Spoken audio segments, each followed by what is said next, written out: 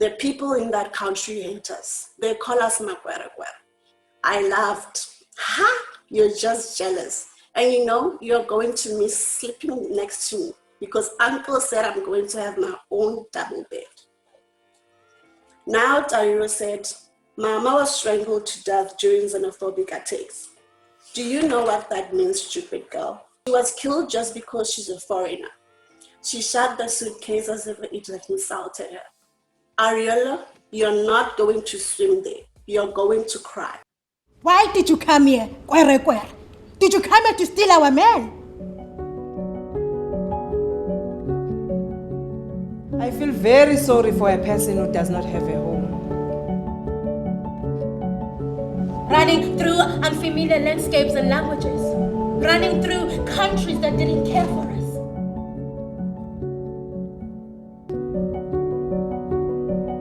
In the beginning, it was just me. Then there was 12 of us. And then there was 20. And by the time we got to Tanzania, the group had grown to about 40 people. Somebody's waiting me out for coming that way. And those many suitcases that carries life, carries everything that they ever earned. They go to cities from different places in Africa. They come to South Africa thinking it's a prosperous place and, come with the challenges that comes with being in South Africa. I think that we really mustn't shy away from stories because stories hold power. Down Koza Road and past Olori Road, we find a building with a high steel fence in front of it.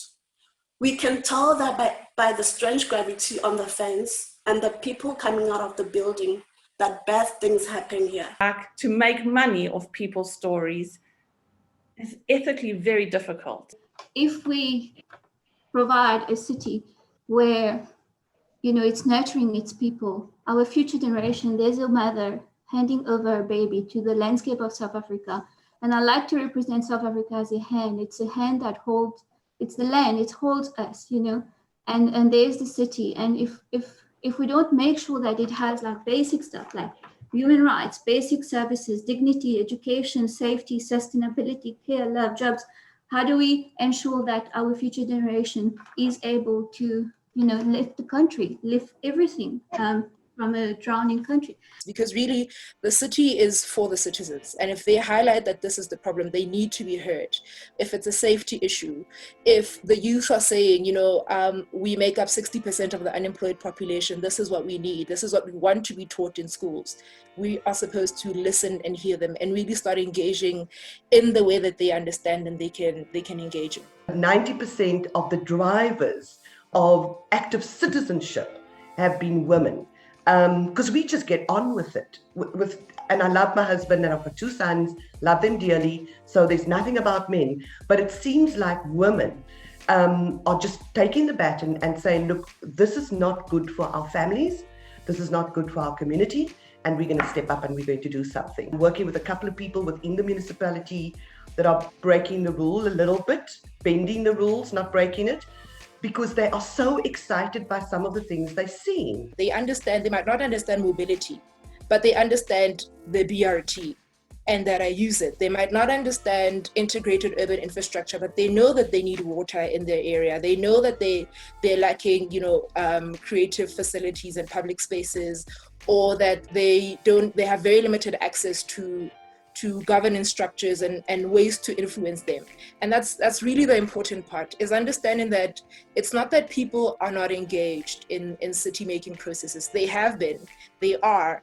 And it might be even in unorganized or disorganized ways, but people are shaping cities every single day. So we are quite excited, or we optimistic that we are going to be able to make progress through this pilot project approach to demonstrate that communities and municipality can work together to upgrade informal settlements. And sometimes you have to be quite opportunistic. So for example, I got asked to come and give another colleague could not do a keynote talk to the South African Local Government Association, SALGA. So they asked whether I could step in. And then I contacted the organizers and said, instead of me doing a talk, because you're going to give me 1 hour, I will pay to bus all of your officials to a theatre and they can listen to a piece of theatre for 1 hour. Would you be willing to take a chance?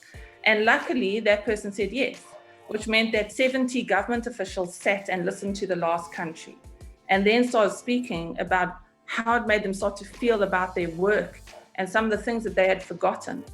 I've had quite a senior planning official say to me, you know, when Matwala bought out that house that she's building for herself in the rural area, immediately I go into planning mode. I said, the density is wrong, the materials are not allowed. And I had to stop myself and realize that I'm talking about somebody else's dream. And it's often got to do with the personality.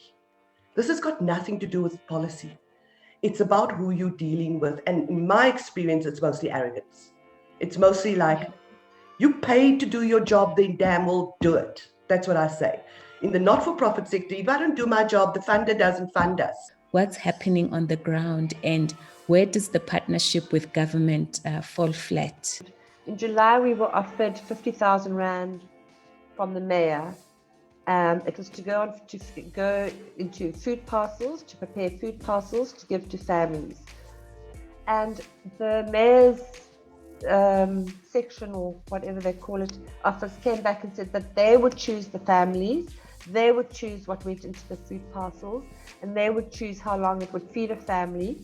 And so eventually the board of service deliveries decided to actually send the money back, because we'd also been given money from a grant and aid, and this was sort of taking up so much time, the food parcel issue, that we couldn't concentrate on the grant and aid money.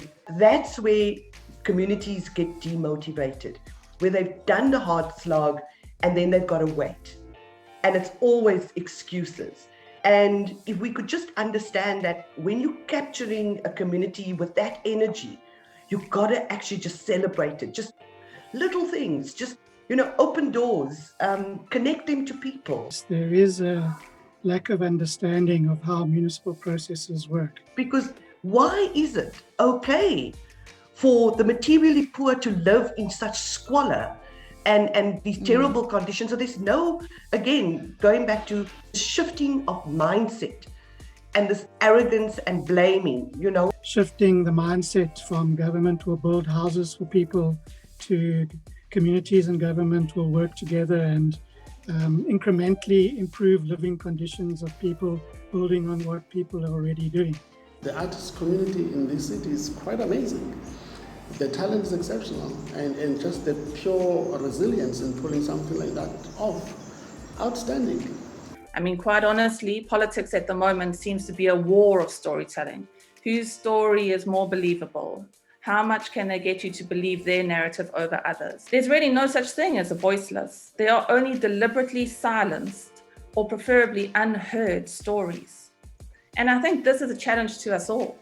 How do we move stories into the urban fabrics in ways which it starts a more sensitive, responsive conversation amongst groups? Like the skill labor, farming, food, culture, education, safety, green spaces, art itself, and looking at where does all this power comes from. They come from, the villages, the townships, the suburbs that actually feeds the city. Because itself, the city would be quite a dead organism, And we always speak about the city, the government. I always think that the government feels like a robot to me. What is the government? Who is the government? And do they actually are they individual, kind of robots? Are they robots? Are they individual robots? Can the robots have hearts? If only they'd understand that government is just, there's people with a heart and a head. They're not just government. If they do have hearts, do they start smiling? Do they actually help us make things, provide services, provide water, provide safety, provide internet, provide electricity? And how much of it are we wasting?